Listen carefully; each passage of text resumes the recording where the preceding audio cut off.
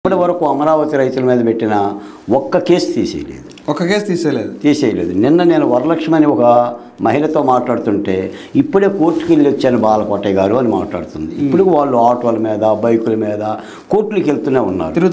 పెట్టిన కేసులన్నీ కూడా లంగాలు లాగిన కేసులు, జాకెట్లు దించిన కేసులు, అన్ని అక్రమ కేసులే. మరి ఆ కేసులను కూడా లేకపోతున్నారు ఏంటి అని కూడా నేను కూటమి ప్రభుత్వాన్ని కూడా నేను కూడా అడుగుతున్నా. ఎందుకంటే మీకు జగన్మోహన్ రెడ్డి గారు కాకినాడ తుని సంఘటనలో రైలు దగ్గర కేసులు రద్దు చేశారు. అలాగనే కోనసీమలో పెట్టిన స్వరూపు ఇంటి మీద దాడి చేసిన అల్లర్ల కేసులు రద్దు చేశాడు. మరి ఆయన రెండు కేసులు రద్దు చేసినప్పుడు మరి చంద్రబాబు నాయుడు గారికి ఈ కేసులు రద్దు చేయడానికి, రైతుల మీద పెట్టిన కేసులు రద్దు చేయడానికి ఎందుకు చేతులు రావడం లేదు కూడా ఆయన ముందున్న ప్రశ్నే. తప్పనిసరిగా సమాధానం చెప్పుకోవాలి. చంద్రబాబు నాయుడుకి అమరావతి ఉద్యమం మీద ఎంత ప్రేమ ఉందని ఇదే ఉదాహరణ అంటారు.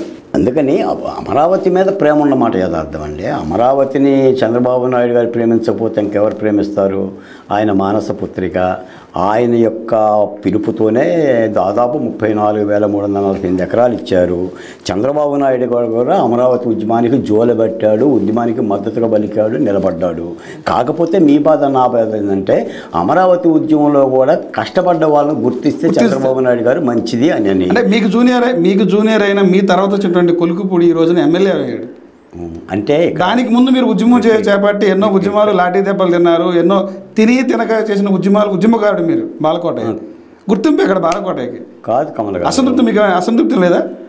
అసంతృప్తి ఏముంటుంది? ఇప్పుడు ఇక్కడ మీరు అన్నం తింటే నేను అన్నం తిన్నట్టు కాదు, నేను అన్నం తింటే మీరు అన్నం తిన్నట్టు కాదు.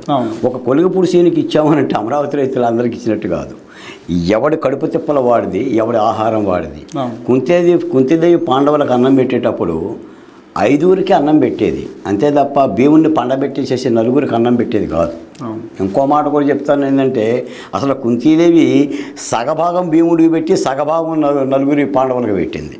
నిజంగా రాజధాని ఉద్యమంలో మా కష్టం మీరే గుర్తించారు, దగ్గర చూసాం. మీరు దగ్గర చూశారు, మీరు గుర్తించారు. మీరు గుర్తించిన గుర్తింపు గుర్తించాల్సిన వాళ్ళు గుర్తించడం లేదు అంటే దాన్ని ఆలోచించాలి. అది ఎప్పటికైనా సరే జరిగి తీరాలి.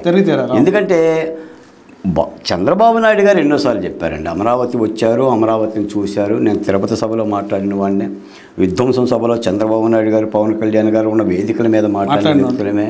కాకపోతే అంటే ఒక సమన్యాయం అనేది జరగాల్సిన ధర్మం అయితే ఉంది. ఎందుకంటే అన్ని సామాజిక వర్గాలకు కానీ కష్టపడ్డ అందరి వ్యక్తులు కానీ చూస్తే మంచి